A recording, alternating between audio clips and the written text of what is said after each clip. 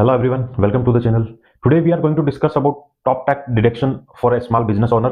Like you just started your business or you are an entrepreneur, or you just owned the business from the years, you can claim the deductions we are going to discuss today. Some common tax deductions are: first is business expenses like rent, utilities, office supplies, market cost, or travel expenses. You can claim the deductions.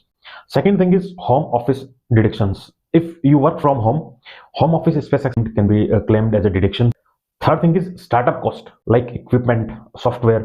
Terms and conditions are like आप कोई machinery या equipment खरीदते हैं, उसे अपने business premises तक लाते हैं, उसकी कॉस्टिंग अलग तरह की होती है, और बिजनेस के पर्पज से उसे यूज करते हैं तो उसकी कॉस्टिंग अलग होती है.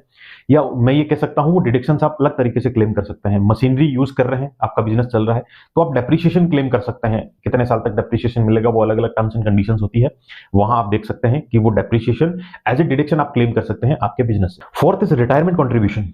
If you pay any contribution you can claim retirement contribution deductions from a small business. Fifth is health insurance deduction.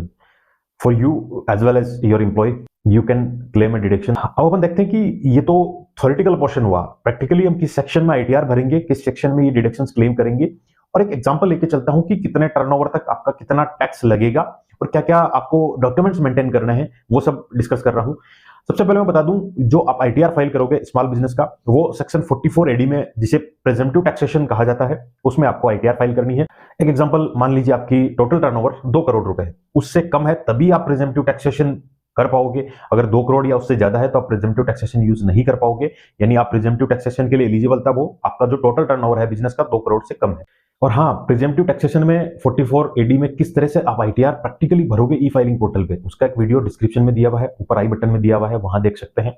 या मैं सिर्फ एक एग्जांपल लेके डिस्कस कर रहा हूं. आपका टोटल टर्नओवर 1 करोड़ रुपए है, यानी 2 करोड़ से कम है, आप प्रेजेंटिव टैक्सेशन सेक्शन 44 एडी में आईटीआर भर सकते हैं. तो गवर्नमेंट ये कहता है कि आप में जो कैश में अगर ट्रांजेक्शन किए हैं तो 8% उसका प्रॉफिट माना जाएगा, और सारा पेमेंट आप इलेक्ट्रॉनिक मोड से करते हैं तो 6% आपका प्रॉफिट माना जाता है. यानी 1 करोड़ का 8% कितना हुआ? 8 लाख रुपए. 8 लाख रुपए आपकी इनकम है. आपका टर्नओवर चाहे 1 करोड़ का है, लेकिन आपकी इनकम 8 लाख मानी जा रही है, उसी के अकॉर्डिंग आपको टैक्स पे करना है. सेकेंड थिंग इज, आपका टर्नओवर 2 करोड़ से कम है, यानी आप प्रेजेंटिव टैक्सेशन ऑप्ट कर सकते हैं. वहां आपको ये बेनिफिट रहेगा, no need to maintain books of account, no need to audit your accounts, no need of CA और accountant, you can file your return yourself. फिर भी कोई क्वेरी है कमेंट सेक्शन में डालिए, आपको जरूर जवाब मिलेगा.